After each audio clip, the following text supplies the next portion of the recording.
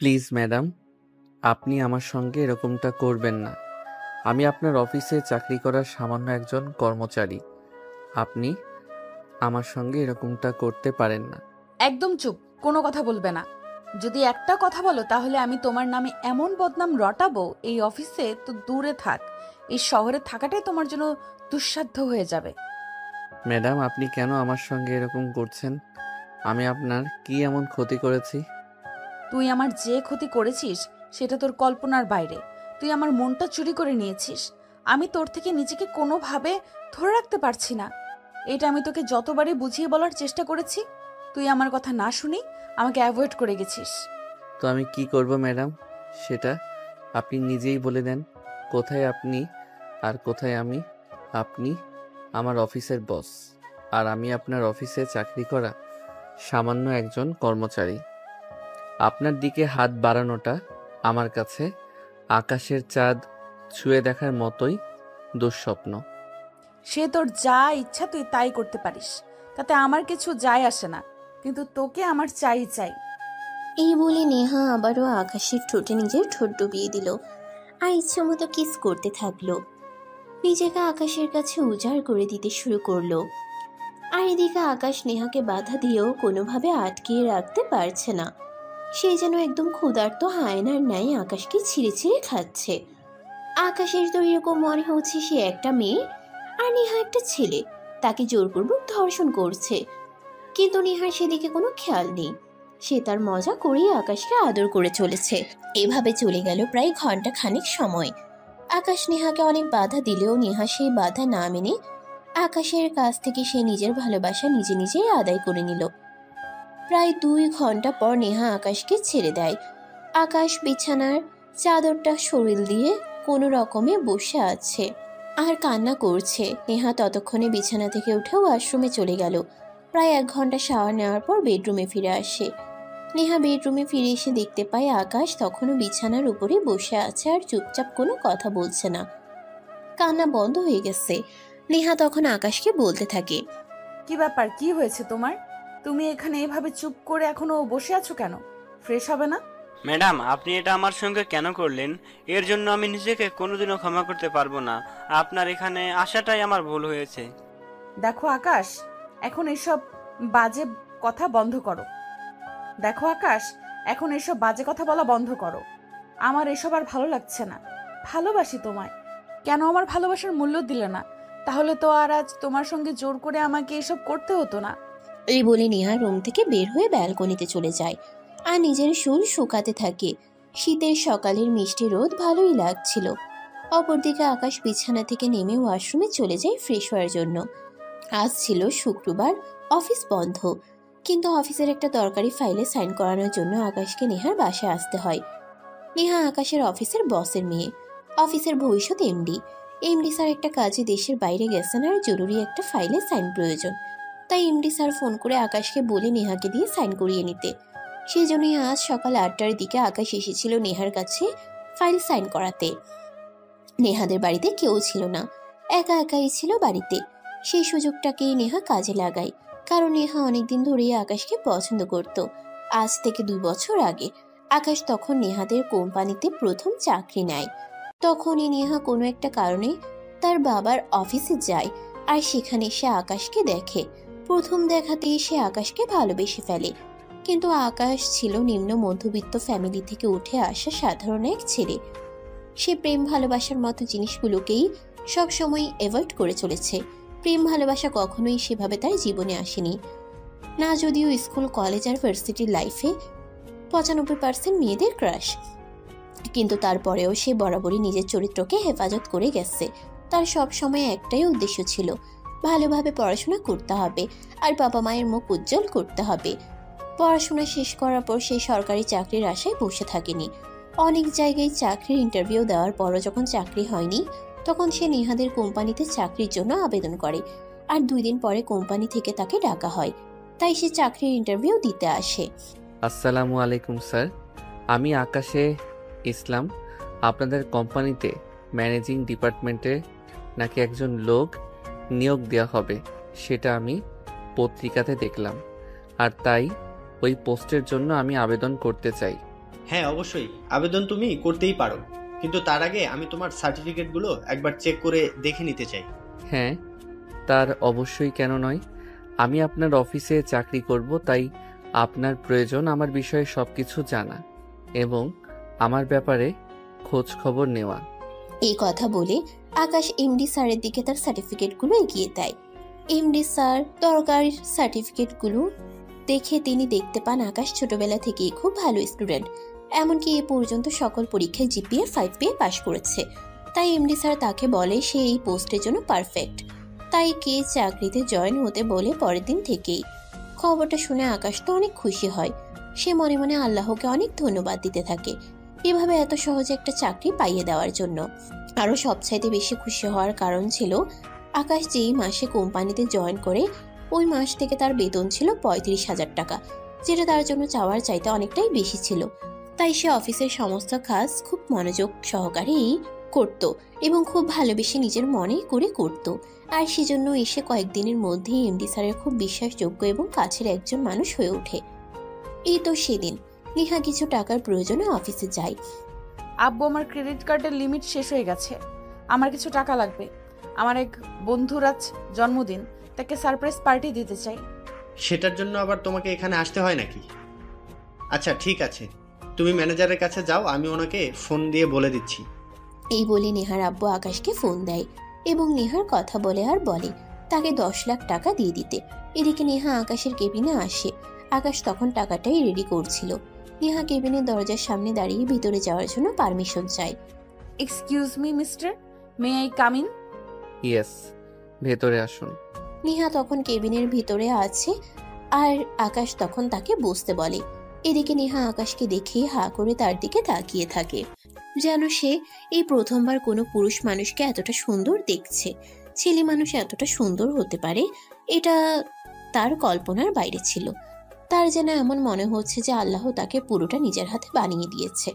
যেরকম সুন্দর চেহারা, ফেস কাটিং, সবকিছু একদম পারফেক্ট। স্নেহা আকাশের দিকে তাকিয়ে আছে প্রায় 5 মিনিট হয়ে গেল। আকাশ বসতে বলার পরও নেহা করে তাকিয়েছিল, তাই আকাশ তখন আবারও তাকে বসতে বলে। নেহা আকাশের কথা শুনে বাস্তবে ফিরে আসে। ও হ্যাঁ, আব্বু আপনাকে কিছু বলেছে? হ্যাঁ, এমডি স্যার একটু আগেই ফোন করে আপনার ব্যাপারে বলল। আপনারা নাকি কিছু টাকা লাগবে। এই নিন, এখানে 10 লাখ টাকা আছে। ধন্যবাদ। আচ্ছা, আপনাকে তো এর আগে কখনো আমাদের কোম্পানিতে দেখিনি। হ্যাঁ, না মানে ম্যাডাম, আসলে আমি এই কোম্পানিতে নতুন জয়েন করেছি, এই তো 1.5 মাস মতো হবে। If you don't mind, may I ask you a question? Sure. আপনি কি বিবাহিত? ম্যাম, আমি আমার ব্যক্তিগত ব্যাপারে কাউকে কিছু বলতে রাজি নই। আপনি যদি অফিস কিংবা কাজের ব্যাপারে কোনো কিছু জিজ্ঞাসা করেন তাহলে আমি অবশ্যই আপনার উত্তর দেব, কিন্তু আমার ব্যক্তিগত ব্যাপারে প্লিজ প্রশ্ন করবেন না। এই বলে আকাশ নিজের কাজে মনোযোগ দেয় আর এদিকে নেহা এক মনে আকাশকে দেখতে থাকে। প্রায় 15 মিনিট চলে যায়। তখন আকাশ আবার নেহার দিকে তাকিয়ে বলতে থাকে, ম্যাডাম, আপনার আব্বু তো বলল আপনার নাকি তাড়া আছে, তাই আমি তাড়াহুড়ো করে টাকাটা গুছিয়ে দিলাম আপনাকে, কিন্তু আপনি এখনো এখানে বসে আছেন, কিছু বলবেন নাকি? I love you. কি বলছেন ম্যাডাম? বুঝতে পারিনি। বলছি আই লাভ ইউ, এবার তো শুনতে পেয়েছো? ম্যাডাম, আপনার টাইম ওয়েস্ট হচ্ছে, আপনি প্লিজ আসুন। ওকে, যাচ্ছি, তবে আবার আসবো কিন্তু। সত্যি প্রথম দেখায় তোমার প্রেমে পড়ে গেছি। এই বলে নেহা আকাশের কেবিন থেকে বের হয়ে গেল। আর এদিকে আকাশ নেহার এসব পাগলামো মার্কা কথাবার্তাকে কোনো পাত্তা না দিয়ে নিজের মতো করে কাজ করতে লাগলো। অপরদিকে নেহা অফিস থেকে বের হয়ে তার বন্ধুদের সঙ্গে আড্ডা দিতে চলে গেল। আজ ছিল তার খুব কাছের বান্ধবী প্রিয়ার জন্মদিন, তাই তারা বান্ধবীরা সবাই মিলে প্ল্যান করেছে প্রিয়াকে আজ সারপ্রাইজ করবে। কিন্তু তার বান্ধবীরা যতই প্ল্যান করুক না কেন, টাকা কিন্তু কেউ দেয় না। সমস্ত টাকা নেহাকেই অ্যারেঞ্জ করতে হয়, কারণ নেহা কোটিপতি বাবার একমাত্র আদরের মেয়ে। নেহা তার বাবার কাছে চেয়ে পায় না এমন কিছুই নেই। এমনকি তার বাবা প্রতি মাসে তার পিছনে কোটি কোটি টাকা খরচ করতেও দ্বিধাবোধ করেন না। আর সেটাকেই কাজে লাগায় নেহার বান্ধবীরা। তারা কেন নিজের পয়সা খরচ করবে? সবসময় নেহার পয়সা দিয়েই চলার চেষ্টা করে। নেহাও এতে কিছু মনে করে না। সে তো আরো মনে মনে আনন্দিত হয়, কারণ তার বাবার টাকা পয়সার আলহামদুলিল্লাহ কোনো অভাব নেই। তার এমনও বান্ধবী আছে যারা কিনা 3 বেলা ঠিকমতো খেতেও পারে না, কিন্তু পড়াশোনাটা কন্টিনিউ করতে চাইছে। তাই নেহা তাদেরকে সর্বদিক দিয়ে সাহায্য করার চেষ্টা করে। তাদের পড়াশোনা, টিউশনি থেকে শুরু করে সমস্ত খরচ নেহাই বহন করে। যাই হোক ভিউয়ার্স, চলুন কথা না বাড়িয়ে গল্পে ফেরা যাক। নেহা ভার্সিটিতে আসতেই তার বান্ধবীরা সবাই তাকে ঘিরে ধরলো আর বলতে লাগলো, কি ব্যাপার দোস্ত, আজ তো তোর বেস্ট ফ্রেন্ড মানে প্রিয়ার জন্মদিন, আজ কি বাজেট করেছিস? তোরাও না আমাকে বাজেট জায়গাতে এসেছিস। আজ আমার বেস্ট ফ্রেন্ডের জন্মদিন বলে কথা, আজ দেখবি স্পেশাল কিছু হবে। হ্যাঁ, সেটা তো আমরা বরাবরই দেখে এসেছি। তোর বেস্ট ফ্রেন্ড কেন তোর সব বন্ধুদের জন্মদিনেই তুই স্পেশাল কিছু করে থাকিস। সত্যি তুই অনেক ভালো, তোর মতো বান্ধবী যেন প্রত্যেকটার মেয়ে পায়। হয়েছে ভাই হয়েছে, আমাকে পাম দেওয়ার আর কোনো প্রয়োজন নেই, এখন ভেতরে চলো। আর একটা কথা তোদের সবাইকে বলে দিচ্ছি, প্রিয়া যেন কোনোভাবেই বুঝতে না পারে আমরা তাকে আজ সারপ্রাইজ করতে চলেছি। এই বলে নেহা আর তার সমস্ত বন্ধুরা ক্লাসে চলে যায়। এইদিকে দেখতে দেখতে ভার্সিটি টাইম শেষ হয়ে গেল। তারপর বন্ধুদেরকে নিয়ে ঘুরতে যাওয়ার কথা বলে ভার্সিটি থেকে বের হয়। অপরদিকে নেহা ভার্সিটিতে ঢোকার আগেই হোটেলে বুকিং করে সমস্ত কিছু অ্যারেঞ্জ করে রেখেছিল। নেহা তার বান্ধবীদের নিয়ে কিছুক্ষণের মধ্যেই হোটেলে পৌঁছে যায়। তখনই নেহার বান্ধবী প্রিয়া নেহাকে বলে, কি ব্যাপার দোস্ত, তুই আমাদেরকে এখানে কেন নিয়ে এসেছিস? সবকিছু এত তাড়াহুড়ো করে কেন জানতে হবে তাকে? ভেতরে চল, গেলেই বুঝতে পারবি। এই বলে নেহা সবাইকে নিয়ে ভেতরে চলে গেল। অপরদিকে হোটেলের ম্যানেজার সবকিছু তো আগেই ঠিক করে রেখেছিল, সেটা তো আপনাদেরকে বললামই। হোটেলের কনভেনশন হলে নিয়ে আসছে। প্রিয়া তো একদম সারপ্রাইজ, তার আজ জন্মদিন সেটা তো নিজেই ভুলে গিয়েছিল সে। তখনই তার সব বন্ধুরা মিলে তাকে উইশ করলো। প্রিয়া অনেক খুশি হয় আর নেহাকে বলতে থাকে, সত্যি দোস্ত, আমি অনেক সারপ্রাইজড। আজ আমার জন্মদিনে এটা আমি নিজেই ভুলে গিয়েছিলাম, কিন্তু তুই ভুলে যাসনি। সত্যি তোর মতো বান্ধবী পাওয়া ভাগ্যের ব্যাপার।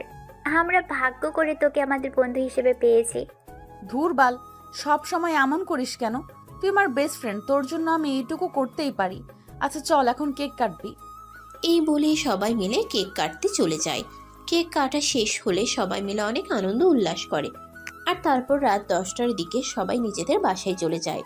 এদিকে নেহা বাসায় এসে তার আব্বু রুমে যায় আর তার আব্বুকে বলে, আব্বু, আমাদের অফিসের ম্যানেজিং ডিপার্টমেন্টে যে ছেলেটা এসেছে, ওর ফোন নাম্বারটা একটু দিতে পারবে? হ্যাঁ অবশ্যই, এই নাও, এখানে আকাশ ইসলাম নামে সেভ করা আছে। নেহা তখন তার আব্বুর কাছ থেকে ফোন নাম্বারটা নিয়ে চলে আসে আর তারপর তার রুমে এসে দরজাটা লাগিয়ে দেয়। বিছানায় শুয়ে সঙ্গে সঙ্গে এসে আকাশকে ফোন দেয়। আকাশ তখন অফিস থেকে এসে নিজের জন্য খাবার তৈরি করছিল। তখনই তার ফোনটা বাজতে শুরু করে। সে মোবাইলটা হাতে নিয়ে দেখে একটা অচেনা নাম্বার থেকে ফোন এসেছে, তাই সে ফোনটা রিসিভ করার প্রয়োজন মনে করলো না। প্রায় 10টা মিসড কল হওয়ার পর একটা মেসেজ আসলো। এই ছেলে এত ঢং করো কেন? কখন থেকে ফোন দিচ্ছি, ফোন তুলছো না কেন? প্লিজ ফোনটা একবার তোলো। আকাশ বুঝতে পারে না কে তাকে ফোন করেছে আর কেনই বা এভাবে কথা বলছে, তাই সে ফোন রিসিভ করে না। এভাবে প্রায় 30 থেকে 35টা কল আসলো। আকাশ বিরক্ত হয়েই তখন ফোনটা রিসিভ করলো। ফোন রিসিভ করতেই অপর প্রান্ত থেকে শুনতে পেল, এই কি সমস্যা তোমার? আমি সে কখন থেকে তোমাকে ফোন দিচ্ছি, তুমি আমার ফোন তুলছো না কেন? আজব তো, কে আপনি আর আমার নাম্বারে ফোন করেছেন কেন? আপনাকে তো আমি চিনি না, তাহলে আপনার ফোন রিসিভ করব কেন? আমাকে তোমার চিন্তা হবে না, আমি তোমার ভবিষ্যৎ বউ। এবার তো হয়েছে। এসব আপনি কি বলছেন? আপনার কি মাথা খারাপ হয়ে গেছে নাকি? দয়া করে এসব আজে বাজে কথা বলার জন্য আমাকে ফোন দেবেন না। এই বলে আকাশ ফোনটা কেটে দেয় আর তারপর বারবার নেহা ফোন দিতেই থাকে, কিন্তু আকাশ আর ফোনটা তোলে না। রান্নাবান্না শেষ হইলে খাওয়া দাওয়া করে সে ঘুমিয়ে পড়লে ফোনটা সাইলেন্ট করে, কারণ পরের দিন সকালবেলা আবার তাকে অফিসে যেতে হবে, আবার ঘুম থেকে উঠে নিজের জন্য খাবার তৈরি করতে হবে। তাই এসব ফালতু কাজ করে সময় নষ্ট করার মতো সময় তার হাতে নেই। পরের দিন সকালে আকাশ অফিসে আসতেই অফিসের পিয়ন এসে বলল এমডি স্যারের মেয়ে তার কেবিনে তার জন্য অপেক্ষা করছে। আকাশ এটা শুনে অনেকটাই চমকে গেল, কারণ এমডি স্যারের মেয়ে কেন তার জন্য অপেক্ষা করবে এটাই সে বুঝতে পারছে না। 7-5 চিন্তা করতে করতে সে নিজের কেবিনে এসে পৌঁছালো আর পৌঁছে দেখতে পেল নেহা তার কেবিনে বসে আছে। নেহাকে দেখে এসে সালাম দিয়ে জিজ্ঞাসা করলো, আসসালামু আলাইকুম ম্যাডাম, আপনি আজকে আবার এখানে? কোনো প্রয়োজন আছে নাকি? হ্যাঁ, প্রয়োজন তো অবশ্যই আছে। এইদিকে এসো, তোমার সঙ্গে কথা বলতে চাই। আকাশ তখন কোনো কথা না বলে চুপচাপ নিজের চেয়ারে গিয়ে বসলো। আর তখনই নেহা তার চেয়ার থেকে উঠে কেবিনের দরজাটা আটকে দিল।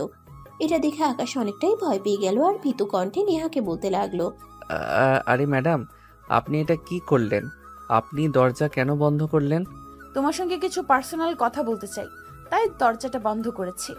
পার্সোনাল কথা শুনে আকাশ তো আরো অনেকটাই ভয় পেয়ে গেল। সে তোতলাতে তোতলাতে নেহাকে বলতে লাগলো, আমার সঙ্গে আপনার কিসের পার্সোনাল কথা? আমি তো সেটাই বুঝতে পারছি না। প্লিজ ম্যাডাম, আপনি দরজাটা খুলুন, কেউ দেখতে পেলে ভুল ভাববে। কেউ যাতে দেখতে না পায় সেজন্যই তো দরজাটা বন্ধ করে দিয়েছি। এই বলে নেহা আকাশের দিকে এগোতে থাকে। আকাশ কি করবে কিছু বুঝতে পারছে না। নেহা এরকম কেন করছে এটাই সে ভাবছে। তখনই নেহা এক লাফে আকাশের সামনে টেবিলের উপর উঠে বসে। আকাশ তখন অনেকটাই হতভম্ব। ম্যাডাম, কি করছেন এগুলো আপনি? আপনার কি মাথা খারাপ হয়ে গেছে নাকি? আপনি টেবিলের উপর উঠে বসেছেন কেন? চুপ করো, তোমায় কিছু বলতে এসেছি, সেটা মনোযোগ দিয়ে শোনো। আমি তোমায় ভালোবেসে ফেলেছি। ম্যাডাম প্লিজ, ফালতু পাখা বন্ধ করুন। আপনি এক্ষুনি এখান থেকে বের হয়ে চলে যান। আমার ইম্পর্ট্যান্ট কাজ আছে, কাজ করতে হবে। কি সারাক্ষণ শুধু বালের কাজ আর কাজ। আমি 2 মিনিট কথা বলতে আসলাম, এখন তুমি আমাকে কাজের অজুহাত দেখাচ্ছ। তুমি জানো আমার একটা কথা এই অফিস থেকে তোমার চাকরিটা নট হয়ে যেতে পারে। ম্যাডাম আপনি দয়া করে আমার সঙ্গে এরকমটা করবেন না। আমার পারিবারিক আর্থিক অবস্থা খুবই খারাপ, যার কারণে আমাকে এখানে চাকরিটা নিতে হয়েছে। তাছাড়া এমডি স্যার আমাকে খুব ভালো একটা বেতন দেন। আমি এখান থেকে চাকরিটা হারিয়ে ফেলে কোথাও হয়তো এরকম ভালো বেতনে চাকরিও পাবো না। তাই প্লিজ ম্যাডাম এরকম করবেন না। এই কথা বলে আকাশ একদম কান্না করে দেয়। নেহা তো তার কান্না দেখে হেসে কুটি কুটি হচ্ছে। এত বড় একটা ছেলে এভাবে কান্না করতে পারে, নেহা এটা ভাবতেই পারছিল না। সে হাসতে হাসতে আকাশকে বলতে লাগলো, এই ছেলে এইভাবে কান্না করছো কেন? ম্যাডাম, চাকরিটা চলে গেলে আমার খুব খারাপ অবস্থায় পড়তে হবে, তাই প্লিজ আপনি আমাকে ছেড়ে দিন। তোমায় তো আমি ছাড়বো না, কারণ ভালোবেসে ফেলেছি তোমায়। জীবনে কত ছেলে আসলো আর গেল, কাউকে কোনোদিন মনে ধরেনি, আর তোমাকে প্রথম দেখাতেই ভালোবেসে ফেলেছি। আকাশ এই কথাগুলো শুনছিল আর খুব জোরে কান্না করছিল, কারণ সে মনে করছে এই মুহূর্তে যদি অফিসের কেউ চলে আসে আর এগুলো শুনে ফেলে তাহলে তার চাকরিটা চলে যাবে। আর চাকরিটা চলে গেলে তার অবস্থা কি যে খারাপ হবে, এটাই ভাবতে ভাবতে কান্না করছে। বেশ কিছুক্ষণ কান্না করার পর আকাশ কান্না থামিয়ে নেহাকে রিকোয়েস্ট করে বলতে থাকে, নেহা এখান থেকে যেন চলে যায়, আর যা বলেছে বলেছে, ভবিষ্যতে যেন এরকম কিছু না করে। নেহা তখন আকাশকে বলতে থাকে, চলে যাব, তবে ভালো আমাকে বাসতেই হবে। আমি ছাড়া অন্য কোনো মেয়ে জীবনেও কোনোদিন তোমার জীবনে আসতে পারবে না। আর যদি আসে তাহলে তার জীবনটা আমি পুরো নরক বানিয়ে ছেড়ে দেব। এই কথাটা তুমি মাথায় রেখো। আমি নেহা চেয়ে পাইনি এমন জিনিস পৃথিবীতে নেই। এই বলে নেহা কেবিন থেকে বের হয়ে চলে গেল। আর এরপর চলতে থাকে দিনগুলো। নেহা প্রায় সময়ই অফিসে আসতো আর নীলকে তার ভালোবাসার কথা বলতো, কিন্তু আকাশ বরাবরই এই সব কিছু অ্যাভয়েড করে চলতো। আর অনেকে রিকোয়েস্ট করে নেহাকে বলতো নেহা যেন তাকে ছেড়ে দেয় আর এরকম না করে। তার এইসব প্রেম ভালোবাসা করার মতো সময় আর ইচ্ছা কোনোটাই নেই। সে এখন তার ফ্যামিলিকে সবচাইতে বেশি প্রায়োরিটি দিতে চায়। তার ফ্যামিলির মানুষগুলো তাকে অনেক কষ্ট করে লেখাপড়া শিখিয়ে মানুষ করেছে। এমনও দিন গেছে তার বাবা চাল কেনার টাকা দিয়ে তাকে খাতা কলম কিনে দিয়েছে। এখন সময় এসেছে বাবা মাকে একটু সুখ দেওয়ার জন্য, তাই সে বিয়ে করে বাবা মাকে সেই সুখ থেকে বঞ্চিত করতে চায় না। তারপর দেখতে দেখতেই প্রায় 2 বছর সময় চলে যায়। ইতিমধ্যে আকাশ এমডি স্যারের খুব কাছের একজন মানুষ। এমডি স্যার অফিসে না থাকলে সবকিছু আকাশকেই সামলাতে হয়, কারণ এমডি স্যার তাকে এখন এতটাই বিশ্বাস করে কোটি কোটি টাকার সম্পদও তার কাছে রেখে যায় নিশ্চিন্তে। আর সেজন্যই তো এমডি স্যার এবার আকাশের উপর সবকিছু ফেলে রেখে দেশের বাইরে চলে যায়। আর তারপর যা হলো তা তো আপনারা দেখতেই পেলেন। তো ভিউয়ার্স, চলুন এবার বর্তমান সময়ে ফিরে আসি। আকাশ ওয়াশরুম থেকে বের হয়ে এসে নিজের ভেজা চুলগুলো টাওয়াল দিয়ে মুছতে শুরু করে। ঠিক তখনই নেহা রুমে আসা আর আকাশের হাতে একটা টাকার বান্ডিল ধরিয়ে দিয়ে বলে, এই নাও, এখানে পুরো 5 লাখ টাকা আছে। আশা করি টাকাটা তোমার কাজে লাগবে। আকাশ অনেকটাই হতভম্ব হয়ে যায় আর নেহার দিকে তাকিয়ে থাকে। বেশ কিছুক্ষণ পর আকাশ নেহাকে প্রশ্ন করে। কি ব্যাপার ম্যাডাম, আপনি আমাকে এতগুলো টাকা কেন দিলেন? আমি তো সেটাই বুঝতে পারছি না। সবকিছু তোমাকে বুঝতে হবে না। আমি জানি তোমার বাবা অসুস্থ, হার্টের অপারেশন করাতে হবে, তার জন্য এই টাকাটা প্রয়োজন। নিয়ে যাও, কাজে লাগবে। আই এম সরি ম্যাডাম, আমি আপনার টাকাটা নিতে পারলাম না। আমি কারোর দয়ায় বেঁচে থাকতে চাই না। এই বলে নেহার হাত থেকে টাকাটা না নিয়েই আকাশ ওখান থেকে বের হয়ে চলে যায়। পাশে এসে বিছানায় শুয়ে শুয়ে চিন্তা করতে থাকে, এটা তার সঙ্গে কি হয়ে গেল। আজ ফাঁকা বাসায় না যাওয়াটাই সবচেয়ে বেশি ব্যথার ছিল, কিন্তু কি আর করবে, এমডি স্যারের হুকুম বলে কথা, পালন তো করতেই হবে, না হলে তো কোনো উপায় নেই। তাছাড়া যদি সে আজ না যেত তাহলে কয়েক কোটি টাকার অর্ডার ক্যান্সেল হয়ে যেত, আর সেটাও সম্ভব ছিল না। এগুলো চিন্তা করতে করতেই হঠাৎ তার টেবিলের উপর রাখা মোবাইলটা বেজে উঠল। মোবাইলটা হাতে নিয়ে দেখে তার ছোট বোন রিমি তাকে ফোন করেছে। সে ফোনটা রিসিভ করে আর তখনই অপর প্রান্ত থেকে শুনতে পায়, ভাইয়া, আব্বুর শরীরের অবস্থা খুব একটা ভালো নয়। ডক্টর বলেছে 1 সপ্তাহের মধ্যেই অপারেশন করতে হবে, তা না হলে আব্বুকে আর বাঁচানো যাবে না। এখন বল, টাকার কি ব্যবস্থা? আমি তো আমার সবটা দিয়ে চেষ্টা করছি টাকাটা জোগাড় করার, কিন্তু আমি তো কোনোভাবেই পেরে উঠছি না। তাহলে আমি কি করব সেটাই তুই আমাকে বল। আমি তো মাসে মাত্র 40,000 টাকা বেতন পাই। এখন আমি এই 5 লাখ টাকা জোগাড় করব কি করে? তাছাড়া নিজের খরচ, সংসারের খরচ করতে হয়।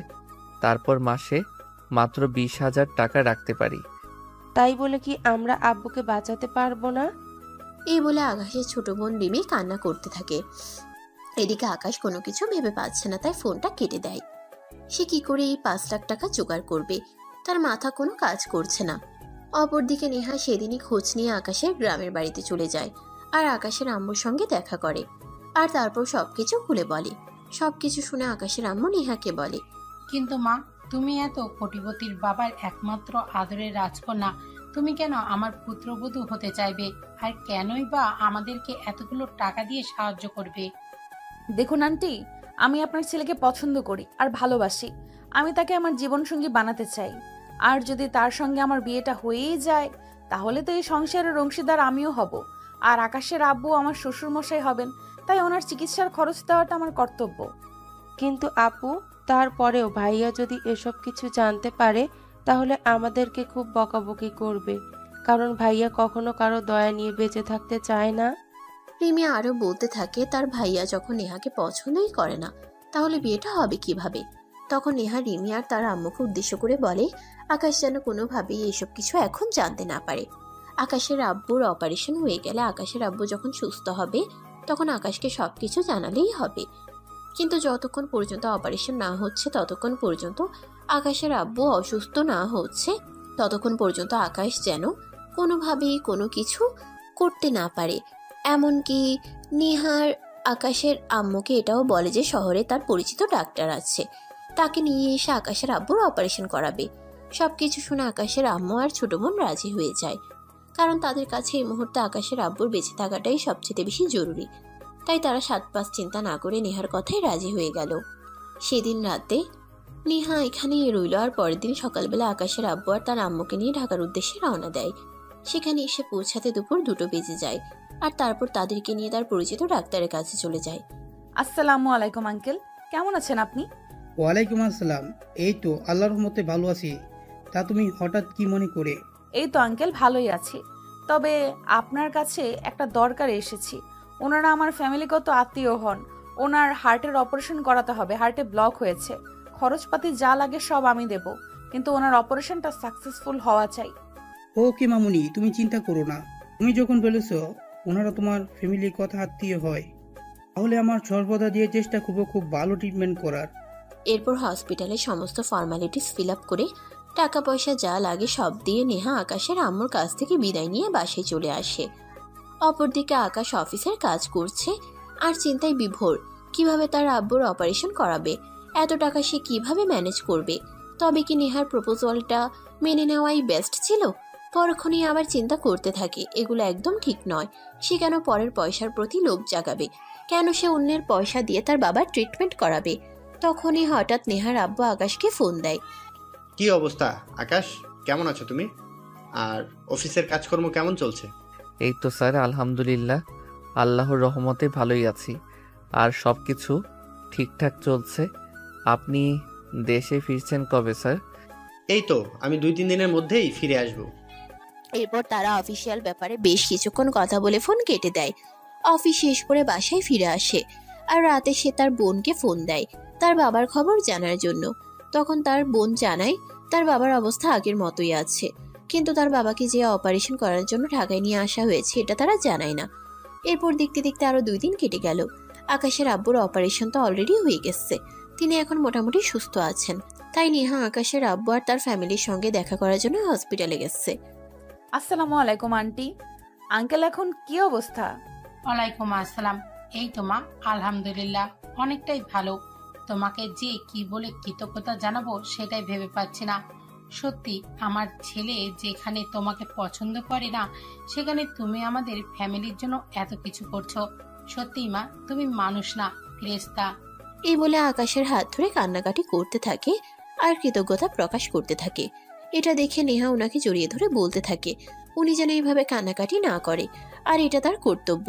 তারপর তারা দুজনে আরো বেশ কিছুক্ষণ গল্প গুজব করে আর এরপর নেহা চলে যায় ডক্টরের সাথে কথা বলার জন্য। ডক্টরের সঙ্গে কথা বলে 2 দিন পর নেহা আকাশের আব্বুকে হসপিটাল থেকে রিলিজ করে এবং নিজের দায়িত্ব নিয়ে তার গাড়ি নিয়ে তাদেরকে বাড়ি পর্যন্ত পৌঁছাতে। আর তারপরেই নেহা ঢাকায় ফিরে আসে। এদিকে নেহার আব্বুও বাংলাদেশে ফিরে এসেছিল। সকালবেলা নেহার আব্বু যখন অফিসে যাওয়ার জন্য তৈরি হয়, নেহাও তখন বসে তার আব্বুর জন্য অপেক্ষা করছিল। তার আব্বু বাসা থেকে বের হতে যাবে তখনই নেহা পেছন থেকে বলে সেও তার আব্বুর সঙ্গে অফিসে যাবে। তখন তার আব্বু কোনো কথা না বলেই তাকে নিয়ে অফিসের উদ্দেশ্যে রওনা দেয়। অফিসে এসে নেহা আর কোনো কথা বলে না, সোজা আকাশের কেবিনে চলে যায়। আকাশ তখন একটা জরুরি ফাইলে কাজ করছিল আর তখনই নেহা তার কেবিনে প্রবেশ করে। আসতে পারি? আকাশ মাথা তুলে তাকিয়ে দেখে নেহা এসেছে। সে নেহাকে দেখে বলতে থাকে, আপনি আবার এখানে কেন এসেছেন? নেহা তখন আকাশের টেবিলের সামনে রাখা চেয়ারটা টেনে বসে বেশ কিছুক্ষণ চুপ থাকার পর বলে, আমার প্রপোজালটা মেনে নিলে ভালো হতো, হয়তো তোমার আব্বু এতদিনে সুস্থ হয়ে যেত। আপনি যদি এসব কথা বলার জন্য এখানে এসে থাকেন তাহলে আমি আপনাকে বলবো আপনি অযথাই টাইম নষ্ট করছেন। আমার পিছনে টাইম নষ্ট করে কোনো লাভ নাই। আপনি অন্য চরকায় তেল দিন। নেহা তখন আকাশের সঙ্গে কথা না বাড়িয়ে সেখান থেকে চলে যায়। অপরদিকে দুপুরের দিকে আকাশ এমডি স্যারের সঙ্গে একবার দেখা করতে যায়। আরে আকাশ, তুমি কিছু বলবে নাকি? হ্যাঁ স্যার, আসলে আমার আব্বু কয়দিন ধরে এই অসুস্থ। ভাবছিলাম আমাকে 2 দিনের ছুটি দিলে একবার গ্রাম থেকে ঘুরে আসবো। আরে তোমার আব্বু অসুস্থ সেটা তুমি আমাকে আগে বলোনি কেন? তাহলে আমি নিজেই যেতাম ওনার সঙ্গে দেখা করতে। তুমি এতদিন ধরে বিশ্বস্ততার সঙ্গে আমাদের অফিসে কাজ করছো, আর তোমার আব্বু অসুস্থ সেটা তুমি আমাকে জানানোর প্রয়োজন মনে করলে না? আকাশ তখন বলতে থাকে এমডি স্যার বিভিন্ন কাজে বিভিন্ন জায়গায় খুব ব্যস্ত থাকেন, তাই সে তার ফ্যামিলিগত বিষয় এমডি স্যারের সঙ্গে শেয়ার করেননি। যাই হোক, তারপরে এমডি স্যার আকাশকে 3 দিনের জন্য ছুটি দেয় আর গ্রাম থেকে ঘুরে আসার জন্য বলে। সেদিন অফিস শেষ করে আকাশ বাসে এসেই বাড়িতে যাওয়ার জন্য তৈরি হয় এবং রাত 10টায় বাসে গ্রামের বাড়িতে রওনা দেয়। বাড়িতে এসে পৌঁছাতে প্রায় রাত 2টোর মতো বেজে যায়। দরজায় কড়া নাড়তেই কিছুক্ষণ পর তার আম্মু এসে দরজা খুলে দেয়। তাকে দেখে তার আম্মু অনেকটা অবাক হয় আর বলে, কি ব্যাপার আকাশ, হঠাৎ করে তুই চলে আসলি? কাউকে কিছু বললিও না? আব্বুর জন্য খুব বেশি মন খারাপ করছিল। আব্বুর কথা খুব মনে পড়ছিল। আব্বুর শরীর কেমন সেটা দেখার জন্যই চলে আসলাম। ও আচ্ছা, এই ব্যাপার, ঠিক আছে, কোনো সমস্যা নেই। ভিতরে এসে বিশ্রাম কর, তারপর তোর আব্বুর সঙ্গে কথা বলিস। তোর আব্বু এখন ঘুমাচ্ছে, এখন ওনার সঙ্গে কথা বলার প্রয়োজন নেই। এই বলে আকাশের আম্মু আকাশকে নিয়ে বাড়ির ভেতরে চলে যায় আর তারপর আকাশকে হাত মুখ ধুয়ে আসতে বলে। আকাশ মুখ ধুয়ে আসলে আকাশকে খাবার দেয়। আকাশ খাবার খেয়ে বিছানায় শুয়ে ঘুমিয়ে পড়ে। সকাল 10টার দিকে ঘুম ভাঙে আর ঘুম থেকে উঠে আকাশ যেটা দেখে সেটা দেখার জন্য সে মোটেও প্রস্তুত ছিল না। আকাশ ঘুম থেকে উঠে দেখতে পেল তারা বাবা বারান্দায় একটা চেয়ার পেতে বসে আছে। তার বাবার অবস্থা খুবই খারাপ ছিল, উনি বিছানায়ও বসতে পারতেন না, সারাক্ষণ শুয়ে থাকতেন, আর সেখানে কিনা চেয়ারে বসে আছেন। এটা দেখে আকাশ একবার নিজের শরীরে চিমটি কাটলো, এটা বাস্তব কিনা কল্পনা সেটা দেখার জন্য। তখনই সে শরীরে ব্যথা অনুভব করে এবং বলতে থাকে, আমি তো এটা সত্যিই দেখছি। আকাশের একা একা কথা বলা শুনে আকাশের আব্বু আকাশকে বলে, কি ব্যাপার আকাশ, কি হয়েছে? তুই বিড়বিড় করছিস কেন? তার আম্মুর কথা শুনে সে বাস্তবে ফিরে আসে আর তার আম্মুকে বলতে থাকে, আব্বু তো একা একা বিছানাতেই বসে থাকতে পারে না, তার উপর আবার এখানে চেয়ারে বসে আছে কিভাবে? তারপর আকাশের আম্মা আকাশকে সবকিছু খুলে বলে। আর সবকিছু শুনে আকাশ মাথায় হাত দিয়ে বসে পড়ে। বেশ কিছুক্ষণ চুপ করে থাকার পর আকাশ তার আম্মুকে বলতে থাকে, তোমরা এটা কি করে করতে পারলে? কোথায় স্যারের মেয়ে আর কোথায় আমি? উনি কি করে আমার সঙ্গে সংসার করবেন সেটা একবারও ভেবে দেখোনি? তোমরাও না দেয়া টাকাটা কেন নিলে? দেখ, আমরা অত সব বুঝি না। এই মুহূর্তে তোর আব্বুর অপারেশন করাটাই সবচাইতে বেশি জরুরি ছিল, তাই আমরা 7 পাঁচ চিন্তা না করেই তার কাছ থেকে টাকাটা নিয়ে নিয়েছি। এখন তুই চিন্তা করে ভেবে দেখ, তোর আব্বু বেঁচে থাকাটা জরুরি নাকি অন্য কিছু। আকাশ তখন আর কোনো কথা বলে না, চুপচাপ সেখানেই বসে থাকে। এভাবে দেখতে দেখতে সকাল গড়িয়ে দুপুর হয়ে গেল। আকাশ কারো সঙ্গে কোনো কথাই বলছে না, খাবারও খাচ্ছে না, চুপচাপ বসে আছে আর চিন্তা করছে। তার ফ্যামিলির মানুষ বলেও কিনা শেষ পর্যন্ত তার সঙ্গে বেমানি করলো। তার সঙ্গে কথা নেই, বার্তা নেই। একটা মেয়েকে কথা দিয়ে দিল যে তার ছেলেকে ওই মেয়েটাকে বিয়ে করবে। তার ছেলে সিদ্ধান্ত নেওয়াটাও তো প্রয়োজন ছিল, কিন্তু তার বাবা মা কেন এটার প্রয়োজন মনে করলো না। তখনই আকাশের আম্মু তার পাশে এসে বসে আর আকাশকে সবকিছু বুঝিয়ে বলে, দেখ বাবা, কোনো মানুষের জীবনে একা একা থাকতে পারে না, বিয়ে তোকে করতেই হবে। আর এই মেয়েটাকে বিয়ে করলে তোর সমস্যা কোথায়? মেয়েটা সত্যি তোকে অনেক বেশি ভালোবাসে। তা না হলে যেখানে জানা নেই তোর বাড়ির খোঁজ নিয়ে তোর বাবাকে বাঁচানোর জন্য এতগুলো টাকা নিয়ে এখানে ছুটে আসতো না। এরপর আকাশের বোন, আকাশের আব্বু সবাই আকাশকে সবকিছু বুঝিয়ে বলে, কিন্তু আকাশ কোনোভাবেই এসব কিছু মেনে নিতে চায় না। এমন নয় যে সে কাউকে ভালোবাসে কিংবা কারোর সঙ্গে তার সম্পর্ক আছে, এটা তো আপনাদেরকে আগেই বললাম। আকাশ কখনো কোনো মেয়ের ধারে কাছেও চায়নি, কিন্তু তারপরেও আকাশ কোনো বড়লোক বাবার মেয়েকে বিয়ে করতে চায় না। সে তার মতো সাধারণ নিম্নবিত্ত ফ্যামিলির, পবিত্র ফ্যামিলির কোনো সাধারণ মেয়েকে বিয়ে করতে চায়, যে তার সঙ্গে সবকিছু সমস্ত পরিস্থিতিতে মানিয়ে নিতে পারবে। এরপর দেখতে দেখতে 3 দিনের সময় পার হয়ে গেল। আকাশ ঢাকায় ফিরে আসলো। পরের দিন সকালবেলা ঘুম থেকে উঠে নিজের জন্য খাবার তৈরি করে আর খাওয়া দাওয়া করে অফিসের জন্য বেরিয়ে পড়ে। অপরদিকে নেহার আব্বু সকালবেলা অফিসে যাবে, তখনই দেখতে পেল নেহা রেডি হয়ে ড্রয়িং রুমে বসে আছে। নেহার আব্বু তখন নেহাকে প্রশ্ন করে, কি ব্যাপার নেহা, তোমাকে দেখছি রেডি হয়ে বসে আছো, কোথাও যাবে নাকি? হ্যাঁ আব্বু, আমি একবার তোমার সঙ্গে একটু অফিসে যাব। নেহার আব্বু তো নেহাকে আর কোনো প্রশ্ন না করে মেয়েকে নিয়ে বাসা থেকে বের হয়ে গেলেন। তারা কিছুক্ষণের মধ্যেই অফিসে পৌঁছে গেল। অপরদিকে আকাশ অফিসে এসে নিজেকে বিনে বসেছিল। এমডি স্যার আসার পর ওনার সঙ্গে কথা বলবে আর তারপর কাজ শুরু করবে। অপরদিকে আকাশ অফিসে এসে নিজের কেবিনে বসেছিল। এমডি স্যার আসার পর ওনার সঙ্গে কথা বলবে আর তারপর কাজ শুরু করবে। কিন্তু এমডি স্যার অফিসে প্রবেশ করা মাত্রই নেহা অফিসে আসে আর আকাশের কেবিনে চলে যায়। আকাশ নেহাকে দেখা মাত্রই অনেকটা রেগে যায় আর বলতে থাকে, কি ব্যাপার, আপনি এখানে কেন এসেছেন আর আমার সাথে এগুলো কেন শুরু করেছেন?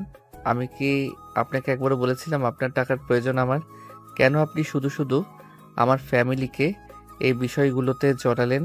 মানুষ ভালোবাসার জন্য নিজের জীবনটুকু পর্যন্ত দিতে পারে, আর আমি এর সামান্য চেষ্টাটুকু করতে পারি না? দেখো, তোমার আব্বু আম্মু কিন্তু আমাকে তাদের পুত্রবধূ বানাতে কোনো আপত্তি করেনি, তাহলে তুমি কেন এরকম করছো?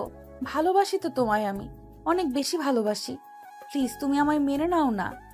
আমি বুঝতে পেরেছি, এভাবে কোনো লাভ হবে না।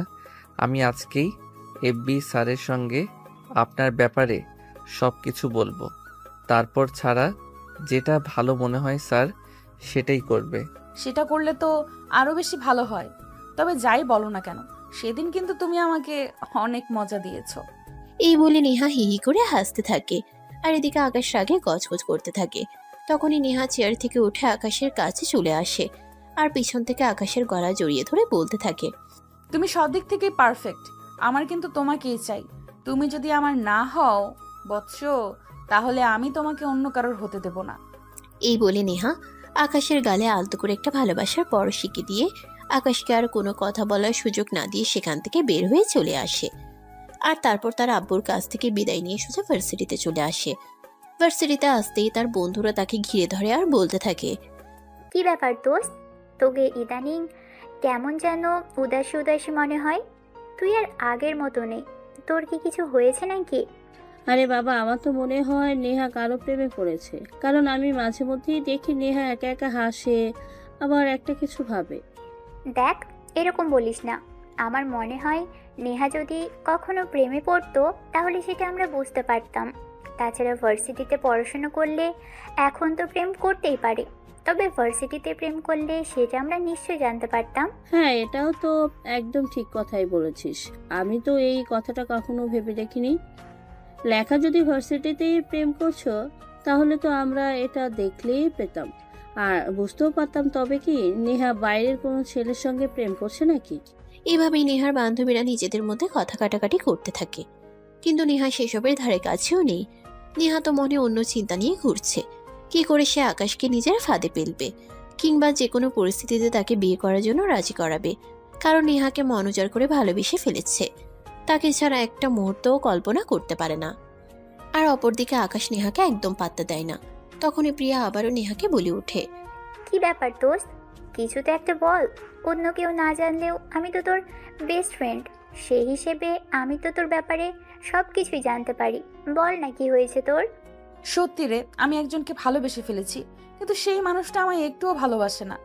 আরে ভাই, বলিস কি? তুই কাউকে ভালোবাসিস আর সেই মানুষটা তোকে পাত্তা দেয় না? এটাও বিশ্বাস করতে হবে? এরপর নেহা তার বেস্ট ফ্রেন্ড প্রিয়াকে সবকিছু খুলে বলে। সবকিছু শুনে প্রিয়া নেহাকে বলে, আরে ভাই, এরকমটাও তো হতে পারে নাকি?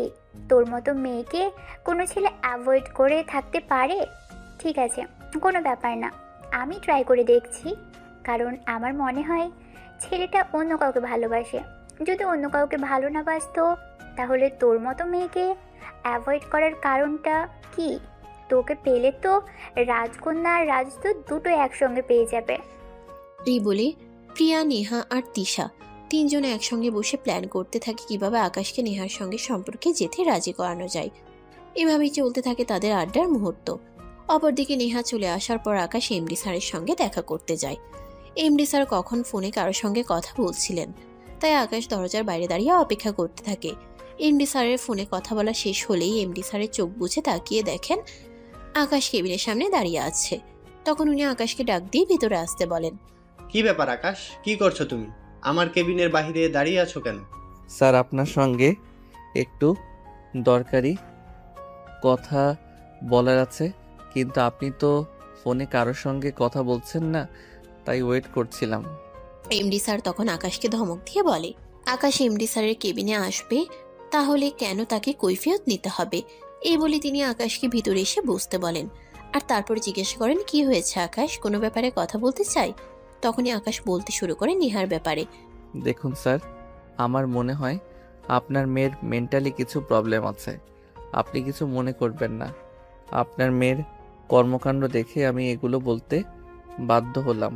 আমার মনে হয় আপনি যদি আপনার মেয়ের একটু ট্রিটমেন্ট করান, তাহলে হয়তো সব কিছু ঠিক হয়ে যাবে আর সে এসব ভুলভাল চিন্তা করা ছেড়ে দিবে। আকাশ, আমি বুঝতে পারছি না তুমি কি ব্যাপারে কথা বলছো। তুমি যদি একটু খুলে বলতে তাহলে আমার বুঝতে সুবিধা হতো। এরপর বিগত কয়েকদিন ধরে ঘটে যাওয়া সমস্ত ঘটনা আকাশ এমডি স্যারকে খুলে বলে। সবকিছু শুনে এমডি স্যার তো একদম অবাকে চূড়ান্ত সীমানায় পৌঁছে যায় আর আকাশকে বলে, তুমি তো খুব ভাগ্যবান পুরুষ বলা যায়, যেখানে আমার মেয়ে স্কুল, কলেজ আর ভার্সিটি লাইফে কোনো ছেলেকে পাত্তাই দেয় না, সেখানে তোমাকে কিনা সে নিজেই বলেছে সে তোমাকে ভালোবাসে। তুমি তাহলে তাকে অ্যাভয়েড কেন করছো? কেন নিজের করে নিচ্ছ না? আকাশ তখন এমডি স্যারকে বলে সে নেহাকে কোনোদিনও নিজের করে নিতে পারবে না, কারণ সে নিম্ন মধ্যবিত্ত ফ্যামিলির একজন ছেলে আর নেহা কোটিপতি বাবার আদরের রাজকন্যা। সে নেহাকে তার যথাযথ মূল্যায়ন করতে পারবে না। এই কথা শুনে এমডি স্যার বলে, তুমি পারবে, তোমার উপর আমার ভরসা আছে। তুমি এই কয়েক বছর ধরে আমার কোম্পানিতে আছো, তোমার উপর এতটুকু বিশ্বাস আর ভরসা আমার জন্ম নিয়েছে যে তুমি আমার মেয়েকে ভালো রাখতে পারবে। তাছাড়া আকাশের জন্য আমি আমার মেয়ের ব্যাপারে খুবই চিন্তিত ছিলাম, কিন্তু এখন যেহেতু আমার মেয়ে তোমাকে ভালোবাসে তাই অনেকটা নিশ্চিত হলাম। নেহা ম্যাডামের সঙ্গে সঙ্গে দেখছি আপনারও মাথা খারাপ হয়ে গেছে। এসব কি করে বলছেন আপনারা? তখন এমডি স্যার পরিষ্কার জানিয়ে দেয় নেহা যখন আকাশকে পছন্দ করেছে তখন নেহার বিয়ে আকাশের সঙ্গেই হবে। আর এই কথা শোনার পর আকাশ এমডি স্যারকে বলে যদি এরকমটাই তারা সিদ্ধান্ত নিয়ে থাকে তাহলে পরের দিন থেকে আকাশ আর অফিসে আসবে না। এই কথা শুনে এমডি স্যার বলে একদম নয়, এরকমটা কখনোই হবে না। তুমি যখন আমার কোম্পানিতে চাকরি নিয়েছিলে তখন তুমি কি বলেছিলে আর কেমন এগ্রিমেন্ট পেপারে সাইন করেছিলে সেটা কি তোমার মনে নেই? তুমি আমার কোম্পানিতে যতদিন থাকবে ততদিন আমার কোম্পানিতে চাকরি করবে, আর যদি তুমি চাকরি ছেড়ে চলে যাও তাহলে তোমাকে আমার কোম্পানির 2 বছরের প্রফিট জরিমানা করতে হবে। আকাশ তখন বলে তখন তো সে এই কথাটা বলেছিল শুধুমাত্র চাকরিটা হওয়ার জন্য, তাই বলে কি এখন এটাই বাস্তবায়ন হবে? তারা সবাই মিলে আকাশের সঙ্গে এগুলো কি শুরু করেছে। আকাশ অনেকটা রেগে যায় এবং মনে কষ্ট পায়, তাই সে এমডি স্যারের সঙ্গে আর কোনো কথা না বলে নিজের কেবিনে চলে যায়। অপরদিকে নেহা আর তার আব্বু পরিকল্পনা করেই পরের দিন নেহার বান্ধবী প্রিয়াকে আকাশের অ্যাসিস্ট্যান্ট হিসেবে জয়েন করানো হয়। সকাল 8টা বাজতে না বাজতেই প্রিয়া অফিসে চলে আসে। আকাশ কেবিনে এসে দেখতে পায় প্রিয়া তার কেবিনে দাঁড়িয়ে আছে। প্রিয়াকে দেখে সে অনেকটাই অবাক হয় আর বলে এক্সকিউজ মি, কে আপনি আর আমার কেবিনে কেন এসেছেন? তখন এমডি স্যার আকাশের কেবিনে আসে আর এমডি স্যার আকাশকে বলে প্রিয়া আকাশের পার্সোনাল অ্যাসিস্ট্যান্ট। এটা যদি আকাশ বলতে থাকে তার তো এই মুহূর্তে কোনো অ্যাসিস্ট্যান্টের প্রয়োজন নেই, সে তো নিজের সমস্ত কাজ নিজেই করতে পারে, তাহলে কেন অযথা এই মেয়েটাকে রাখা হয়েছে? এই কথা শুনে এমডি স্যার বলে দেখো, এই কোম্পানিটা তো আমার, তাই এই কোম্পানিতে কোনটা ভালো হবে আর কোনটা খারাপ হবে সেটা তোমার চাইতে আমি খুব ভালো বুঝি, তাই না? এই কথা শুনে আকাশ আর কোনো কথাই বলল না। এমডি স্যার বের হয়ে গেল। তখনই প্রিয়া বলতে লাগলো হাই হ্যান্ডসাম, আমি প্রিয়া। এই যে ম্যাডাম, ভদ্র ভাষায় কথা বলুন। আপনি হ্যান্ডসাম কাকে বলছেন? আমি আপনার স্যার হই, আমাকে স্যার বলে ডাকবেন। কিন্তু সুইটহার্ট, তোমাকে দেখে তো আমি প্রেমে পড়ে গিয়েছি। আমি যে তোমাকে আমার বাসার স্যার বানাতে চাই। You just stupid. এসব কি বলছেন আপনি? আপনার মতো পার্সোনাল অ্যাসিস্ট্যান্ট আমার প্রয়োজন নেই, আপনি বের হয়ে যান। এসব আপনি কি বলছেন? আপনার কি মাথা খারাপ হয়ে গেছে নাকি? একটু আগে এমডি স্যার কি বলে গেল আপনি কি শুনতে পাননি নাকি? এই অফিসে এমডি স্যার নিয়মেই চলবে, আপনার নিয়মে না। আকাশ তখন চুপ করে বসে থাকে আর নিজেকে শান্ত করার চেষ্টা করে। অপরদিকে প্রিয়া তখনই আকাশের একদম কাছাকাছি গিয়ে দাঁড়িয়ে বলতে থাকে may I help you? No. এই বলে আকাশ কম্পিউটার অন করে নিজের কাজ করতে থাকে। আর এদিকে প্রিয়া প্রায় 1 ঘন্টা যাবৎ আকাশের একদম শরীর ঘেঁষে দাঁড়িয়ে আছে। আকাশের এগুলো একদম ভালো লাগছে না, কিন্তু তারপরেও কিছু করার নেই। এগুলো দেখে আকাশের খুব মেজাজ খারাপ হচ্ছে, কিন্তু কি করবে? সকাল 10টার কাছাকাছি বাজে। তখনই প্রিয়া ক্যান্টিন থেকে আকাশ আর প্রিয়ার জন্য 2টো কফি নিয়ে আসে। কেবিনে এসে একটা আকাশের দিকে বাড়িয়ে দেয় আর একটাতে নিজেই চুমুক দেয়। আপনাকে কে কফি আনতে বলেছে? আমি কি আপনাকে একবারও বলেছি যে আমি কফি খাবো? আমার জন্য কফি নিয়ে আসুন। ও মা, এসব কি বলছেন আপনি? আপনাকে বলতে হবে কেন? আমি আপনার পার্সোনাল অ্যাসিস্ট্যান্ট। আপনার ব্যক্তিগত সমস্ত ব্যাপারে নিজে থেকে খোঁজ খবর রাখা আমার দায়িত্ব। আমার মনে হয়েছে এখন আপনার 1 কাপ কফি খাওয়া প্রয়োজন, তাই তো আমি নিয়ে এসেছি। প্লিজ এই নিন। এই বলে প্রিয়া আকাশের দিকে আবার কফির মগটা এগিয়ে দেয়। আকাশ তখন অনেকটা বিরক্ত হয়ে কফিটা নিজের হাতে নেয় আর ফ্লোরে ছুঁড়ে মারে। তখনই মগটা ভেঙে যায় আর একটা শব্দ হয়। শব্দ শুনে এমডি স্যার নিজের কেবিন থেকে বের হয়ে আকাশের কেবিনে আসে আর ফ্লোরে ভাঙা কফির মগটা পড়ে থাকতে দেখে বলে এইসব কি আকাশ? আকাশ তখন রাগে কটমট করতে থাকে। তার চোখগুলো যেন একদম লাল হয়ে গেছে, সে কোনো কথাই বলতে পারছে না। তখনই পাশ থেকে প্রিয়া বলতে থাকে স্যার দেখুন না, আপনি যা বলেছেন আমি যেন ওনার সমস্ত ব্যাপারে খোঁজ খবর রাখি আর ওনার সেবা করি। তাই তো আমি আমাদের দুজনের জন্য 2 কাপ কফি নিয়ে এসেছিলাম। একটা আমি খাচ্ছি আর একটা ওনাকে দিলাম। অমনি উনি এটা ফ্লোরে ছুঁড়ে ফেলে দিলেন। তখনই এমডি স্যার প্রিয়াকে থামিয়ে দিলেন আর নিজেই বলতে লাগলেন সরি, আমি বুঝতে পেরেছি তোমাকে আর কিছুই বলতে হবে না। আকাশ, তোমাকে আমি শেষবারের মতো বলে দিচ্ছি, এটা তোমার লাস্ট ওয়ার্নিং। নিজেকে শুধরে নাও, তা না হলে কিন্তু তোমার জন্য খুব খারাপ হবে। বের হয়ে চলে গেল। আর এদিকে আকাশ মনে মনে ভাবতে লাগলো, কি হচ্ছে এসব তার সঙ্গে? কেনই বা এমডি স্যার তার সঙ্গে এমন আচরণ করছে? এমডি স্যার তো কখনোই তার সঙ্গে এমন আচরণ করে না, বা সবসময় নিজের ছেলের মতো স্নেহ করতেন।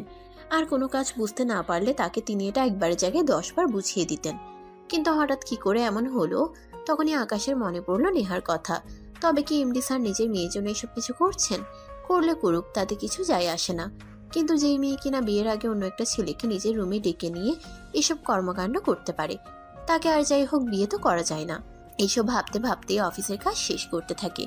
সেদিন অফিসের কাজ শেষ করতে করতে রাত প্রায় 8টার মতো বেজে যায়। আর তখনই এমডি স্যার আকাশের কেবিনে আসে আর বলতে থাকে, আকাশ, তোমাকে প্রিয়াকে নিয়ে কালকে একটা প্রজেক্টের জন্য চট্টগ্রাম যেতে হবে। ওইখানে 3 দিনের কাজ আছে। তুমি প্রিয়াকে নিয়ে একটা হোটেলে থাকবে, আমি রুম বুক করে দিয়েছি। কিন্তু স্যার, এখনো পর্যন্ত যতগুলো প্রজেক্ট হয়েছে সবগুলোতে তো আপনি থাকতেন, তাহলে এখন আমাকে কেন থাকতে হবে? তখনই এমডি স্যার আকাশকে একটু ধমক দেয় আর বলতে থাকে, আকাশ কেন ইদানিং এত বেশি কথা বলা শুরু করেছে। তাই আকাশ আর কোনো কথা বলে না, চুপচাপ মাথা নাড়িয়ে সম্মতি জানায়। বাসায় এসে পরের দিন প্রজেক্টে যাওয়ার জন্য তৈরি হয়ে নেয়। সকাল হতে না হতেই তার রুমের দরজায় কেউ একজন নক করে। সে ঘুম ঘুম চোখে দরজা খুলে দেখে প্রিয়া দাঁড়িয়ে আছে। প্রিয়াকে দেখে সে অনেকটাই অবাক হয়। প্রিয়ার দিকে প্রশ্ন ছুড়ে মারে, আপনি এত সকালে আমার বাসায় ঠিকানাই বা কোথায় পেলেন? উফ, জান পাখি, তুমি আমাকে আপনি আপনি করে কেন বলছো বলো? তোমাকে আমার ভালো লাগে। তাছাড়া আমরা তো 3 দিনের জন্য চট্টগ্রামে যাচ্ছি। সে 3 দিন তো আমরা একসঙ্গেই থাকবো। চাইলে কিন্তু ওই সময়টা আমরা এনজয় করতে পারি। প্রিয়ার এই কথা শুনে আকাশ নিজের কপাল নিজেই থাপড়াতে থাকে আর নিজেরকে হাজারটা গালি দিতে থাকে। কেন যে এই কোম্পানিতে চাকরি নিতে গেছিল? আর একটার পর একটা ঝামেলা মাথায় এসে জুটলো। তখনই প্রিয়া বলে, কি ব্যাপার সুইটহার্ট, প্রথমবার তোমার বাসায় আসলাম আর আমাকে কোনো দরজায় দাঁড় করিয়ে রেখেছো? একটু ভিতরেও আসতে দিবে না? আপনি বাইরে অপেক্ষা করুন, ভেতরে আমি ছাড়া কেউ নেই। তখনই প্রিয়া বলতে থাকে, এতে আর কোনো সমস্যা নেই, বরঞ্চ এটা তার জন্য ভালো। এই কথা বলে প্রিয়া বাসার ভিতরে ঢুকে পড়ে আর রুমটা ভালো করে দেখতে থাকে আর বলে এই রুমেই তার চলে যাবে। আকাশ এসব কিছুকে পাত্তা না দিয়ে ওয়াশরুমে ঢুকে যায়। ফ্রেশ হয়ে এসে তৈরি হয়ে নেয় আর বলে, আমরা যাচ্ছি কিসে? স্যার গাড়ি পাঠিয়ে দিয়েছেন, গাড়ি তোমার বাসার সামনে ওয়েট করছে।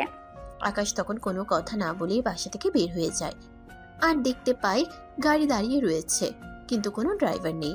এটা থেকে আকাশ প্রিয়াকে বলে, ড্রাইভার কোথায়? তখন প্রিয়া জানায় কোনো ড্রাইভার আসেনি, আকাশকে এই গাড়ি ড্রাইভ করতে হবে। অর্ধেক রাস্তা আকাশ ড্রাইভ করবে আর অর্ধেক রাস্তা প্রিয়া। তারপর আকাশ আর তর্কে না গিয়ে গাড়ির ড্রাইভিং সিটে গিয়ে বসে আর গাড়ি ড্রাইভ করতে থাকে। 10 মিনিট গাড়ি ড্রাইভ করার পরে আকাশ দেখলো প্রিয়া তার একদম কাছাকাছি এসে বসেছে আর তার হাতে হাত রাখার চেষ্টা করছে। এটা দেখে আকাশ প্রিয়াকে একটু দূরে গিয়ে বসতে বলে, কিন্তু প্রিয়া তার কোনো কথাই শোনে না। তারও প্রায় 10 মিনিট পরে আকাশ দেখতে পায় প্রিয়া তার কাঁধে মাথা রেখে ঘুমিয়ে পড়েছে। আকাশ বারবার প্রিয়াকে ঘুম থেকে ডেকে তোলার চেষ্টা করে আর সোজা হয়ে বসতে বলে, কিন্তু প্রিয়া সেগুলো শুনেও না শোনার ভান করে আকাশের কাঁধে মাথা রেখেই শুয়ে থাকে।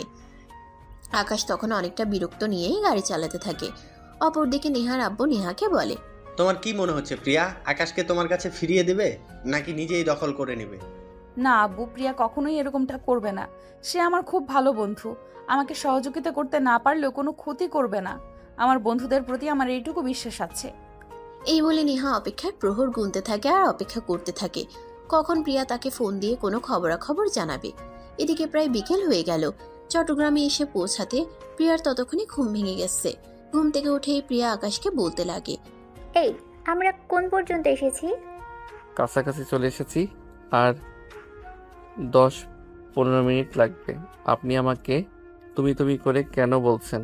বলছি না আমি আপনার স্যার, আমাকে আপনি করে কথা বলবেন। তখনই প্রিয়া একটা শয়তানি মার্কা হাসি দিয়ে বলতে থাকে সে আকাশকে তার বাসার স্যার বলবে, কিন্তু অফিসের স্যার বলবে না। আকাশ তখন আর তর্কে যায় না, কারণ সে খুব ভালোভাবেই বুঝতে পারে এই মেয়েটাও নেহার মতোই। এদেরকে যতই বোঝানো যাক কোনো কিছুই বুঝবে না। কিন্তু এমডি স্যার তার সঙ্গে এমন কেন করছে, কেন এই মেয়েটাকে তার পিছনে লেলিয়ে দিয়েছে, এইসব চিন্তা করতে করতেই তারা লোকেশন অনুযায়ী হোটেলে এসে পৌঁছে যায়। হোটেলের রিসেপশনে গিয়ে আকাশ তাদের জন্য বুক করে রাখা রুমের খোঁজ করে। তখনই ম্যানেজার জানায় তাদের জন্য একটা রুম বুক করা হয়েছে। এটা শুনে আকাশ বলতে থাকে, এসব আপনি কি বলছেন? আমরা দুজন মানুষ একটা রুমে কি করে থাকবো? সেটা আমি কি করে বলবো? তাছাড়া যিনি রুম বুক করেছেন তিনি তো বলেছেন আপনারা হাজব্যান্ড ওয়াইফ। তখন আকাশের আর বুঝতে বাকি রইল না এমডি স্যার এই সব কিছু জেনে শুনেই তার সঙ্গে করছে, কেননা আকাশ নেহার সঙ্গে সম্পর্কে জড়াতে রাজি হয় নাই। আকাশ তখন ম্যানেজারের সঙ্গে বলে, দেখুন, আমাদের একটা রুমে হবে না, আমাদের জন্য অন্য একটা রুমের ব্যবস্থা করুন। প্রয়োজন হলে রুমের বিল আমি দিব। আমি খুবই দুঃখিত স্যার, আমি আপনাদের জন্য আরেকটা রুমের ব্যবস্থা করতে পারলাম না, কারণ হোটেলে সবগুলো রুম বুক করা হয়ে গেছে, কোনো রুম খালি নেই। আরে আলাদা রুমের কি দরকার আছে? আমরা দুজন এক রুমেই থাকতে পারবো। ম্যানেজার সাহেব, আপনি কোনো চিন্তা করবেন না। এই বলে প্রিয়া ম্যানেজারের কাছ থেকে রুমের চাবি নিয়ে আকাশকে টানতে টানতে রুমে নিয়ে আসে। রুমে এসেই প্রিয়া আকাশকে বলতে লাগে, তুমি এরকম কেন গো? আমার মতো সুন্দরী একটা মেয়ের সঙ্গে 3 রাত এক রুমে থাকার সুযোগ পাচ্ছ, তারপরেও সেটা হাতছাড়া করতে চাইছো? দেখুন, আপনি যেটা মনে মনে চিন্তা করছেন সেটা অলরেডি অন্য একজনকে দিয়ে দিয়েছি, আর আমার কাছে এখন কিছুই নেই। তাতে কি হয়েছে? তোমার শরীরটা তো আছে, আমার তাতেই চলে যাবে। এই বলে প্রিয়া একটু মুচকে হাসি দিয়ে ওয়াশরুমে ঢুকে যায়। প্রায় 1 ঘন্টা ধরে শাওয়ার নেয় আর তারপর বের হয়ে আসে। প্রিয়া যখন ওয়াশরুম থেকে বের হয় তখন তার শরীরে একটা মাত্র টাওয়াল পেঁচানো ছিল, আর এদিকে আকাশ তখন রুমে বসে ফেসবুক স্ক্রল করছিল। তখনই হঠাৎ তার চোখ পড়ে যায় প্রিয়ার উপরে। সে তখন দৌড়ে রুম থেকে বের হয়ে বাইরে চলে যেতে চাইলে প্রিয়া তাকে টান দিয়ে বিছানার উপর ফেলে দেয় আর সঙ্গে সঙ্গেই দরজাটা বন্ধ করে দেয়। এটা দেখে আকাশ বলতে থাকে, এই কি করছেন আপনি? আপনার একটু লজ্জা করছে না বসের সামনে এসব করছেন? আপনি এখনই নিজে কাপড় চোপড় ঠিক করুন আর আমাকে রুম থেকে বের হয়ে যেতে দিন। যদি আমি যেতে না দিই তাহলে কি করবে বলো শুনি? দেখুন, আপনাকে আমি রিকোয়েস্ট করে বলছি, আপনি দয়া করে আমার সঙ্গে এরকমটা করবেন না। আপনাকে তো আমি আগেই বলে দিয়েছি, আমার মন প্রাণ সব কিছুই আমি একজনকে দিয়ে দিয়েছি। আমি একজনকে ভালোবাসি। তুমি সেটা বললেই আমাকে বিশ্বাস করতে হবে? আমি খোঁজ নিয়ে জেনেছি কোনো মেয়ের সঙ্গে তোমার কোনো সম্পর্ক নেই, আর তুমি বিয়েও করনি, তাই তোমাকে আমার করে পেতে কোনো বাধা নেই। আকাশ তখন আর এইসব কিছু সহ্য করতে না পেরে প্রিয়াকে বলেই ফেলে সে নেহাকে ভালোবাসে। এই কথা শুনে প্রিয়া বলতে থাকে, আপনি এটা বলবেন আর আমি বিশ্বাস করে নেব? আপনি ভাবলেন কি করে এমডি স্যারের মেয়ে আপনাকে ভালোবাসবে? এটা আমাকে বিশ্বাস করতে হবে? আপনি সম্পূর্ণ মিথ্যা কথা বলছেন। আমার কথা বিশ্বাস না হলে আপনি নিজেই অ্যান্ডি স্যারের মেয়েকে জিজ্ঞাসা করে নিন, তার সঙ্গে শুধু আমার বিয়েটা বাদে সব কিছুই হয়ে আছে। প্রিয়া তখন মনে মনে অনেকটাই আশ্বস্ত হয় আর আকাশকে বলতে থাকে, আকাশ যখন প্রিয়াকে ভালোবাসে তাহলে সে কেন এই কথা প্রিয়াকে বলে না। আকাশ তখন প্রিয়ার কথার কোনো উত্তর দেয় না, চুপচাপ রুম থেকে বের হয়ে যায়। আর এদিকে প্রিয়া নিজের পোশাক ঠিক করে নেয় আর রুমের দরজাটা লাগিয়ে দিয়ে সঙ্গে সঙ্গে নেহাকে ফোন করে আর তারপর সবকিছু নেহাকে খুলে বলে। সবকিছু শুনে নেহা প্রিয়াকে বলে, মানুষটাকে পাওয়ার জন্য আমি এত কিছু করছি, আর এই মানুষটা আমাকে কাছে টেনে নেওয়ার জন্য একটু চেষ্টাও করছে না। তবে সে আমাকে ভালোবাসে এই কথাটা তোর সঙ্গে স্বীকার করেছে, এটা শুনে অনেক খুশি হলাম। আচ্ছা, তারপরও তুই তোর কাজ চালিয়ে যা। ওকে দোস্ত, ঠিক আছে, কোনো সমস্যা নেই, তুই কোনো চিন্তা করিস না।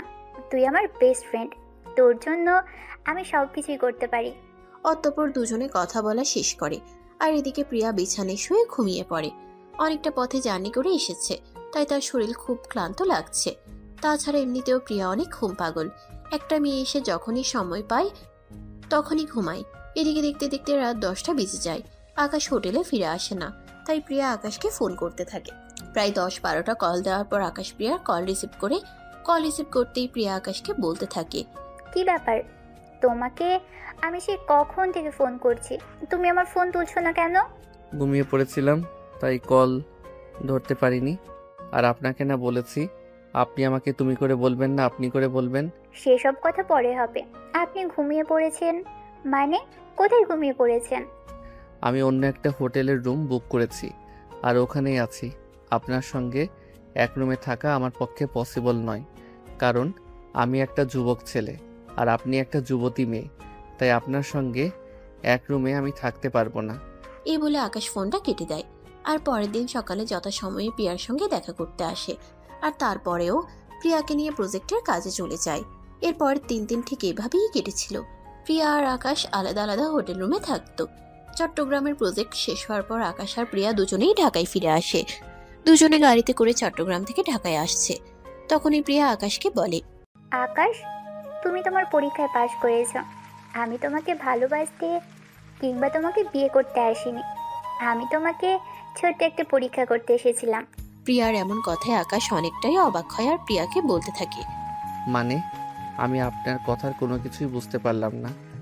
আপনি আমাকে কি পরীক্ষা করতে আসবেন? আমি যতদূর জানি আপনি আমার পার্সোনাল অ্যাসিস্ট্যান্ট হয়ে এসেছেন। প্রিয়া তখন সবকিছুই খুলে বলে। সবকিছু শুনে আকাশ তো একদম অবাকের চূড়ান্ত সীমানায় পৌঁছে যায় আর ভাবতে থাকে, একটা মানুষ নিজের ভালোবাসাকে পাওয়ার জন্য এত কিছু করতে পারে। যদি নেহা আকাশকে পাওয়ার জন্য এত কিছু করতে পারে, তাহলে আকাশ কেন এভাবে তার ভালোবাসাকে উপেক্ষা করছে? কারোর ভালোবাসাকে উপেক্ষা করাটা তো ঠিক নয়। তাই আকাশ মনে মনে সিদ্ধান্ত নেয় আর নেহাকে কষ্ট দিবে না, আর নেহাকে এভাবে অপেক্ষা করাবে না। নেহা তাকে পাওয়ার জন্য এত কিছু করলো, তাই সেও মনে মনে চিন্তা করলো নেহাকেও একটু বাজিয়ে দেখে নিতে হবে। নেহা আকাশের সঙ্গে মানিয়ে নিতে পারবে কিনা, আদৌ আকাশের সঙ্গে থাকতে পারবে কিনা। তাই পরের দিন অফিসে আসলে আকাশ এমডি স্যারের সঙ্গে দেখা করতে চায়। স্যার, আমি আপনার মেয়েকে বিয়ে করতে চাই। আলহামদুলিল্লাহ, মাশাআল্লাহ, অনেক সুন্দর সিদ্ধান্ত। তবে স্যার, আমার একটা কথা আছে। আমি শুধুমাত্র একটা শর্তেই আপনার মেয়েকে বিয়ে করব। এই কথা শুনে এমডি স্যার জানতে চায় আকাশের কি এমন শর্ত যে শর্তের বিনিময়ে আকাশ নেহাকে বিয়ে করবে। তখন আকাশ এমডি স্যারকে জানায় এটা সে নেহার সঙ্গেই বলবে, এবং নেহা যদি এই শর্তে রাজি হয় তাহলে সে কিছুদিনের মধ্যেই নেহাকে বিয়ে করে তার ঘরে তুলবে। কিন্তু নেহা যদি রাজি না হয় তাহলে নেহাকে ভুলে যেতে হবে আকাশের ব্যাপারে। আকাশকে সে আর কোনোদিন বিরক্ত করতে পারবে না। এমডি স্যার তাড়াতাড়ি রাজি হয় এবং নেহার সঙ্গে কথা বলার ব্যবস্থা করে দেয়। আকাশ নেহার রুমে বসে আছে। নেহা আকাশকে বলে, বলো তাহলে কি তোমার শর্ত? তোমাকে পাওয়ার জন্য আমি সব শর্ত তোমাদের শুনতে রাজি আছি। দেখো, আমার ছোট্ট একটা শর্ত। যদি তুমি সেই শর্তে রাজি থাকো তাহলে তুমি আমাকে সারা জীবনের জন্য পাবে। এরপর আকাশ বলতে থাকে নেহা যদি সত্যি আকাশকে সত্যি সত্যি ভালোবাসে তাহলে নেহা তার বাবার অট্টালিকা ছেড়ে আকাশের হাত ধরে আকাশের ছোট্ট কুড়ে ঘরে চলে যেতে হবে, এবং বিয়ের পর তার বাবার কোনো সম্পত্তির উপর কোনো অধিকার দেখাতে পারবে না। ইভেন আকাশ যে টাকা বেতন পায় সেই টাকা দিয়েই পুরো সংসার চালাতে হবে। নেহা নিজের হাত খরচের জন্য মাসে লাখ লাখ টাকা পাবে না। আকাশ যে 40,000 টাকা বেতন পায় সেটা দিয়ে হাত খরচ থেকে শুরু করে সংসার করা এবং সবকিছু চালাতে হবে। বিলাসবহুল জীবনযাপন একদম চলবে না। আকাশের এমন কথা শুনে বেশ কিছুক্ষণ চুপ করে থাকে নেহা, আর তারপর আকাশকে বলতে থাকে, ঠিক আছে, আমি তোমার প্রস্তাবে রাজি। তোমাকে পাওয়ার জন্য আমাকে যাই কিছু করতে হোক না কেন আমি তাই করব, কিন্তু তারপরও আমার তোমাকেই লাগবে। আমি তোমাকে ছাড়া অন্য কিছুই চাই না। ভালো করে ভেবে দেখো নেহা, বিয়েটা পুরো জীবনের ব্যাপার। জীবনটা কিন্তু পুতুল খেলা নয়। আজ ভালো লাগলো খেললাম, আর কাল ভালো লাগলো না খেলবো না, সব কিছু ছুড়ে ফেলে দেবো, এরকমটা কিন্তু নয়। নেহা তখন আকাশকে পরিষ্কার করে জানিয়ে দেয় সে সব রকম পরিস্থিতিতে মানিয়ে নিতে পারবে, শুধু তার পাশে আকাশ থাকলেই চলবে। এরপর তার আর কোনো কিছুরই প্রয়োজন নেই, কারণ জীবনে ভালোবাসা থাকলে গাছতলাতেও সুখে থাকা যায়, আর ভালোবাসা না থাকলে রাজপ্রাসাদেও ভালো থাকা যায় না। সব কথা শুনে আকাশ নেহাকে বিয়ে করতে রাজি হয়ে যায়। সেদিন রাতেই আকাশ তার বাড়িতে ফোন করে আর তার আম্মুকে বলে, আম্মু, আমি তোমাদের কথাই রাজি। তুই সত্যি বলছিস বাবা? তুই সত্যি সত্যি নেহাকে বিয়ে করবি? আমার মনে হয় নেহা আমাকে সত্যি সত্যি ভালোবাসে, তাই তার ভালোবাসাকে উপেক্ষা করা ঠিক হচ্ছে না। তাই আমি সিদ্ধান্ত নিয়েছি নেহাকে আমি বিয়ে করব। এরপর আরো কিছুক্ষণ তার আম্মুর সঙ্গে কথা বলে ফোন রেখে দেয়। অপরদিকে নেহার আব্বু আকাশের আব্বু আম্মুকে ঢাকায় আসতে বলে আর পারিবারিকভাবে বসে কথা বলার জন্য বলে। তাই আকাশের আব্বু আম্মু ঢাকায় চলে আসে আর নেহার আব্বুর সঙ্গে কথা বলে। তারপর দুই পরিবারের সম্মতিতে তাদের বিয়ের কাজ সুসম্পন্ন হয়। আজকেই তাদের বিয়ের কাজ শেষ হয়েছে। নেহাকে আকাশ তার ভাড়া বাসায় নিয়ে এসেছে। আকাশের ছোট বোন আকাশ আর নেহার জন্য সুন্দর করে বাসর ঘরে সাজিয়ে দিয়েছে। নেহা বাসর ঘরে বসে অপেক্ষা করছে। রাত আনুমানিক তখন 11:30টার মতো বাজে। আকাশের ছোট বোন আকাশকে রুমে পৌঁছে দেয় আর বাহির থেকে দরজাটা আটকে দেয়। আকাশ রুমে আসতেই নেহা বিছানা থেকে নেমে আকাশকে সালাম করতে যায়। তখনই আকাশ নেহাকে আটকে দেয় আর নেহার হাত দুটো ধরে টেনে দাঁড় করায় আর তারপর বলতে থাকে, ভালোবাসার মানুষের স্থান পায়ে নয়, ভালোবাসার মানুষের স্থান সব সময় বুকে হয়। আমার হয়তো এখনো তোমার প্রতি ভালোবাসাটা সেভাবে জন্মায়নি, কিন্তু তুমি তো আমাকে ভালোবাসো। তাহলে তুমি আমাকে পাঠিয়ে সালাম কেন করবে? ভালোবাসায় আমার বুকের মধ্যে জায়গা করে নেবে, যাতে আমিও তোমায় খুব বেশি ভালোবাসতে বাধ্য হই। এই বলে আকাশ নেহাকে তার কপালে আলতো করে একটা ভালোবাসার পরশ শিখে দিয়ে নিজের বুকের সঙ্গে মিশিয়ে নেয়। নেহাও তার বুকে মাথা রেখে সুখের স্বপ্ন বুনতে শুরু করে। দুজন দুজনকে জড়িয়ে ধরে আছে প্রায় 5 মিনিট হলো। তখনই নেহা বলতে থাকে, কি ব্যাপার, এইভাবে আমাকে জড়িয়ে ধরে রাখবে সারাক্ষণ, নাকি একটু ভালোবাসাও খেতে দেবে? না, একদমই নয়। তোমার ভালোবাসা তো তুমি আগেই আদায় করে নিয়েছো। এখন যাও, তাড়াতাড়ি ফ্রেশ হয়ে ওযু করে এসো। দুজনে 2 রাকাত নফল নামাজ পড়ব আর আল্লাহর কাছে শুকরিয়া জ্ঞাপন করব। নেহা তখন আর কোনো কথা না বলে চুপচাপ ওয়াশরুমে ঢুকে যায় আর তারপর ফ্রেশ হয়ে ওযু করে আসে। ততক্ষণে আকাশ আলমারি থেকে 2টো জায়নামাজ বের করে আর তারপর দুজনে একসঙ্গে 2 রাকাত নফল নামাজ আদায় করে। নামাজ শেষ হতেই আকাশ নেহাকে টান দিয়ে নিজের পাজা কোলে তুলে নেয়। এটা দেখে নেহা বলতে থাকে, এই কি করছো তুমি? আমি পড়ে যাব তো, আর পড়ে গেলে তো কোমর ভেঙে যাবে আর খুব ব্যথা পাবো। তাহলে তো ভালো হবে, তখন তার রুম থেকে বের হতে পারবে না, সারাক্ষণ রুমের মধ্যেই থাকবে আর আমি ইচ্ছে মতো আদর নিতে পারবো। এই যা, কি বলছো এসব? ও মা, আমার বউটা দেখছি লজ্জাও পায়। তা বউ, সেদিন যখন বিয়ের আগেই আমার সঙ্গে এত কিছু করেছো তখন লজ্জা পাওনি? না, পাইনি, কারণ আমি তোমাকে আমার ভালোবাসার কথা বারবার বলার চেষ্টা করার পরেও তুমি আমাকে অ্যাভয়েড করে যাচ্ছিলে। তখন আমার মনে হয়েছিল যেভাবেই হোক তোমার মধ্যে আমার প্রতি একটা টান অনুভব করাতে হবে, আর তখনই মাথায় এই দুষ্টু বুদ্ধি চলে আসে, তাই আমি বাধ্য হয়ে ওরকমটা করেছিলাম। আকাশ তখন আর কোনো কথা না বলে নেহাকে বিছানায় শুয়ে দেয় আর তারপরে তার ঠোঁট দুটো নিজের দখলে নিয়ে ইচ্ছে মতো ভালোবাসার পরশ দিতে থাকে। বেশ কিছু সময় চলে যায় এভাবেই। তখন নেহা আকাশকে বলে, এই কি করছো? আমার খুব কষ্ট হচ্ছে তো। একটু চুপ করে থাকো, সব কষ্ট দূর করে দেব। তাই নাকি? তাহলে সেদিন আমার সঙ্গে এরকম করেছিলে কেন? সেদিন তো তুমি আমার কেউ ছিলে না, আর আজ তুমি আমার বিয়ে করা বউ। আমার সম্পূর্ণ ভালোবাসা পাওয়ার অধিকার তোমার রয়েছে। তাহলে দেরি করছো কেন? কথাটা বলতেই আকাশ আর এক মুহূর্তও দেরি না করে নেহাকে তার সম্পূর্ণ ভালোবাসা উজাড় করে দিতে থাকে। অপরদিকে নেহাও আকাশের সঙ্গে রেসপন্স করতে থাকে। এভাবে প্রায় 2 ঘন্টা ধরে চলতে থাকে তাদের প্রেমময় মুহূর্ত। তাদের ভালোবাসার আদান প্রদান পর্ব শেষ হলে দুজন দুজনকে জড়িয়ে ধরে ঘুমিয়ে পড়ে। পরের দিন সকালবেলা আকাশ ঘুম থেকে উঠে নেহাকে ডাকতে থাকে ফজরের নামাজ পড়ার জন্য। নেহা, ঘুম থেকে উঠে ফ্রেশ হয়ে আসো, দুজনে ফজরের নামাজ পড়বো। দেখো না তো আমায়, আমি এত সকালে ঘুম থেকে উঠতে পারি না। তখনই আকাশ বিছানা থেকে নেহাকে কোলে তুলে নেয়। নেহা তখন আকাশকে কিছু বলতে যাবে, তার আগেই আকাশ নেহার ঠোঁট দুটো নিজের দখলে নিয়ে কিস করতে থাকে। আর নেহা যেন কোনো কথা বলতে না পারে, তাই তার ঠোঁটে নিজের দখলেই রাখে। নেহাকে নিয়ে একদম ওয়াশরুমে চলে যায় আর তারপর দুজনে একসঙ্গে ফ্রেশ হয়ে উজু করে বাইরে আসে। ফজরের নামাজ পড়া শেষ হতে না হতেই নেহা আবার বিছানায় গিয়ে ঘুমিয়ে পড়ে। এদিকে আকাশ ফজরের নামাজের পর আর সবার জন্য সকালে নাস্তা তৈরি করে। নাস্তা বানানো শেষ হলে সবাইকে ঘুম থেকে ডেকে তোলে আর তারপর সবাই মিলে একসঙ্গে নাস্তা শেষ করে। এরপর দেখতে দেখতে 3 দিন চলে গেল। আকাশের ফ্যামিলির সবাই গ্রামের বাড়িতে চলে গেছে। অপরদিকে আকাশ প্রতিদিনকার মতো সকালবেলা ঘুম থেকে উঠে নাস্তা বানায়, কারণ নেহা সকালবেলা ঘুম থেকে উঠতেই পারে না। আকাশ নাস্তা রেডি করে নিজেই খেয়ে নেয় আর তারপর নেহাকে ঘুম থেকে ডেকে তুলে নাস্তা করে নিতে বলে আর সে অফিসের জন্য বের হয়ে যায়। এভাবেই চলতে থাকে তাদের দিনগুলো। দেখতে দেখতে প্রায় 1 বছর সময় চলে যায়। আকাশ অফিস থেকে কিছুদিনের জন্য ছুটি নিয়েছে। নেহাকে নিয়ে গ্রামের বাড়িতে ঘুরতে এসেছে। বিকেলবেলা সবাই মিলে উঠোনে বসে আড্ডা দিচ্ছে। তখনই আকাশের আম্মু নেহাকে বলে, ও মা, বছর তো ঘুরে গেল, এখনো তো কোনো সুখবর পেলাম না। আকাশের আম্মুর কথায় আকাশ অনেকটা লজ্জা পেলেও নেহা কিন্তু একটুও লজ্জা পায়নি। সে তার শাশুড়িকে নিজের বন্ধুর মতোই মনে করে, তাই সে তার শাশুড়ি আম্মুকে বলে, সুখবর তো আর আম্মু এমনি এমনি আসবে না। আপনার ছেলেকে তো বলছি, বিয়ের তো বছর পেরিয়ে গেছে, এবার তো একটা বাচ্চা কাচ্চা নেওয়া উচিত, কারণ আমাদের যুগের অনেক মেয়েরাই এরকম আছে যারা লাইফ এনজয় করতে গিয়ে জীবনের সবচাইতে বড় সুখটাকে মিস করে ফেলে। মেয়েদের জীবনের সবচাইতে বড় সুখ হলো তার সন্তান, কিন্তু আপনার ছেলেকে এটা বোঝাতেই পারি না। নেহা, থামবে তুমি? থাকবে কেন? বজ্জাত মার্কা ছেলে। নেহা যা বলছে একদম ঠিকই বলেছে। নেহা তো কোনো ভুল কথা বলেনি। তুই তো সবকিছু ভুলে যাচ্ছিস। আমি কোনো কথা শুনতে চাই না বৌমা।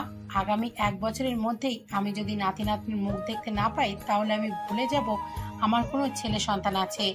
আম্মু, এসব তুমি কি বলছো?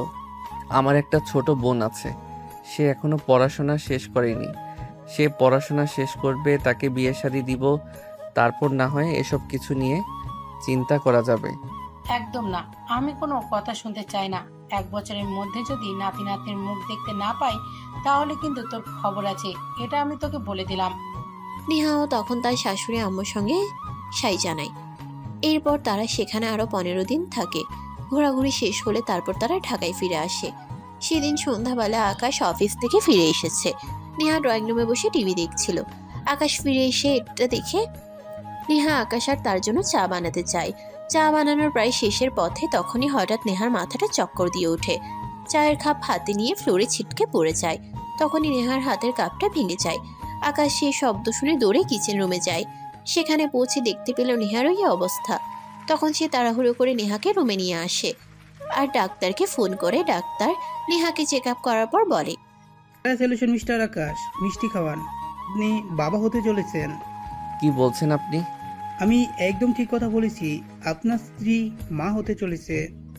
এটা শুনে আকাশ আর নেহা দুজনেই অনেক খুশি হয়। আকাশ ডাক্তারকে তার ফি দিয়ে বাসা থেকে বিদায় করে দেয় আর তখনই রুমের দরজাটা লাগিয়ে দিয়ে নেহার কাছে চলে আসে। নেহার পাশে তার হাত ধরে বসে, তারপর বলতে থাকে, জানো নেহা, আজ আমার কতটা খুশি লাগছে সেটা আমি তোমাকে বলে বোঝাতে পারবো না। ও মা, তোমার আবার কি হলো যে এত খুশি লাগছে? তখনই আকাশ বলতে থাকে, বাবা হওয়ার চাইতে খুশির খবর পৃথিবীতে আর কিছুই নেই। আকাশ তখনই সঙ্গে সঙ্গে তার শ্বশুর এবং তার বাবা মাকে এই খুশির খবরটা জানায়। সবাই তো এটা শুনে খুব বেশি খুশি হয়। এদিকে নেহা মা হতে চলেছে এই খবর শুনে আকাশের আম্মুও পরের দিন ঢাকায় চলে আসে, কারণ নেহার এখন অনেক বিশ্রামের প্রয়োজন। তাছাড়া নেহা একা একা বাসায় থাকে। আকাশ সারাদিন অফিসে থাকে, তাই নেহার দেখাশোনা করার জন্য বাসায় কেউ থাকে না। এই মুহূর্তে নেহার পাশে সারাক্ষণ একজন মানুষের প্রয়োজন। কখন কি হয় না হয় তার তো কোনো ঠিক ঠিকানা নেই। এভাবেই চলতে থাকে দিনগুলো। দেখতে দেখতে 9 মাস পেরিয়ে গেল।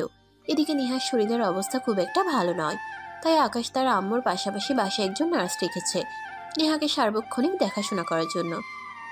ডেলিভারি ডেট করে এসেছে আর মাত্র কিছুদিন বাকি। নেহার শরীরের অবস্থা যেহেতু ভালো নয়, তাই সবাই নেহাকে নিয়ে অনেক চিন্তিত, কি হয় না হয়। অপরদিকে আকাশ ডাক্তারের সঙ্গে কথা বলে রেখেছে যে কোনো সময় নেহার কোনো কিছু হলেই যাতে জরুরি স্টেপ নেওয়া যায়।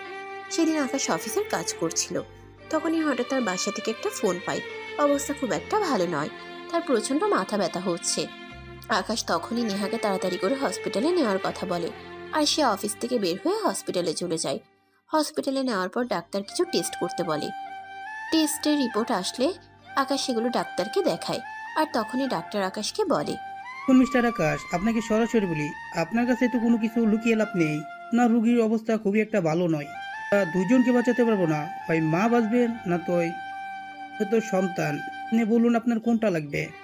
দেখুন, এভাবে বলবেন না। আমার স্ত্রী এবং আমার সন্তান কারোরই কিছু হলে আমি মেনে নিতে পারবো না। আমি দুজনকে সমান ভালোবাসি, আমার দুজনকেই লাগবে। আপনারা সর্বোচ্চ চেষ্টা করুন দুজনকে বাঁচাতে। টাকা যা লাগে চিন্তা করবেন না। প্রয়োজন হলে আমি আমার শরীরের রক্ত বিক্রি করে টাকা দিব, কিন্তু আমি আমার প্রিয় জিনিসগুলোর কোনো একটাও হারাতে পারবো না। আচ্ছা ঠিক আছে, আপনি কোনো চিন্তা করবেন না, আমরা যথাসাধ্য চেষ্টা করব দুজনকে বাঁচিয়ে রাখার। তারপর সবকিছু আল্লাহর হাতে। আল্লাহ চাইলে আমরা দুজনকে সুস্থ অবস্থায় পৃথিবীর আলো দেখাতে পারবো। আপনি আল্লাহর কাছে প্রার্থনা করুন আমরা যেন সফল হতে পারি। এরপর নেহার অপারেশনের ব্যবস্থা হলো। প্রায় 2 ঘন্টা ধরে ডাক্তার অপারেশন থিয়েটারে। আকাশ, তার ফ্যামিলির লোকজন আর নেহার আব্বু সবাই অপারেশন থিয়েটারের বাইরে দাঁড়িয়ে আছে। আকাশ কান্না করছে আর বারবার আল্লাহর কাছে বলছে তার প্রিয় জিনিসগুলোর কোনো একটারও যেন তার জীবন থেকে হারিয়ে না যায়। তখনই তার শ্বশুর তার মাথায় হাত রেখে বলতে থাকে, চিন্তা করো না আকাশ, তোমার ভালোবাসার জিনিসগুলো তোমার জীবন থেকে হারিয়ে যাবে না। আল্লাহ পাক আছেন তো, আল্লাহ কাউকে নিরাশ করেন না। তুমি তার কাছে দোয়া করো, সে তোমাকে ফিরিয়ে দেবে না। এতক্ষণ আকাশ চুপি চুপি কান্না করলেও তার শ্বশুরের এই কথাগুলো শুনে সে চিৎকার দিয়ে কান্না করতে থাকে আর বলতে থাকে, আব্বু, আমি আর ঠিক থাকতে পারছি না। ডাক্তারের বলা কথাগুলো আমার কানে বাজতেছে। আমি দুজন থেকে একজনকে হারিয়ে ফেললেও বেঁচে থাকতে পারবো না। আল্লাহর কাছে দোয়া করো, আল্লাহ যেন দুজনকে সুস্থ অবস্থায় আমাদের কাছে ফিরিয়ে দেন। এই বলে সবাই আল্লাহ আল্লাহ জপ করতে থাকে। এদিকে আকাশের কান্না যেন থামছেই না। প্রায় 2.5 ঘন্টা পর ডাক্তার ওটি থেকে বের হয়ে আসে। আকাশ দেখা মাত্রই দৌড়ে ডাক্তারের কাছে চলে যায় আর বলতে থাকে, ডাক্তার, কি খবর? আমার স্ত্রী আর সন্তান দুজনেই ভালো আছে তো? আলহামদুলিল্লাহ, দুজনেই ভালো আছে। অনেক চেষ্টা করে দুজনকে বাঁচিয়ে রাখতে পেরেছি। আপনি মনে হয় আল্লাহর খাস বান্দা, তা আপনার দোয়া কবুল করেছে। আলহামদুলিল্লাহ, আল্লাহর কাছে অনেক শুক্রিয়া।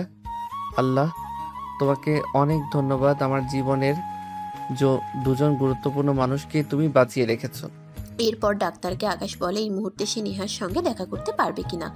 তখন ডাক্তার জানে এই মুহূর্তে নিহার সঙ্গে দেখা করা সম্ভব নয়, কারণ অনেকটার উপর অপারেশন করা হয়েছে। নিহার অবস্থা এখন খুব একটা ভালো নয়, তাই আগামী 24 ঘন্টা পার হওয়া পর্যন্ত বাচ্চা এবং মা দুজনকেই আইসিইউতে রাখতে হবে। এ বলে ডাক্তার চলে যায়। আর এদিকে নিহা এবং বাচ্চাকে আইসিইউতে নিয়ে রাখা হয়। 24 ঘন্টা তাদেরকে আইসিইউতে রাখার পর কেবিনে শিফট করা হয়। সে পুরোটা সময় আকাশ আইসিইউর বাইরে এক পায়ে দাঁড়িয়েছিল। সবাই তাকে অনেকবার একটু বিশ্রাম নেওয়ার কথা বললেও সে কারোর কোনো কথাই শোনে না, বরঞ্চ কেউ তাকে কোনো কিছু বললে সে বলতো, আমার জান পাখিটা আইসিইউর ভিতরে রয়েছে, কখন কি হয় জানি না। যতক্ষণ পর্যন্ত আমার জান পাখিটাকে একটু জড়িয়ে ধরতে না পারবো ততক্ষণ পর্যন্ত আমার মনে শান্তি লাগবে না।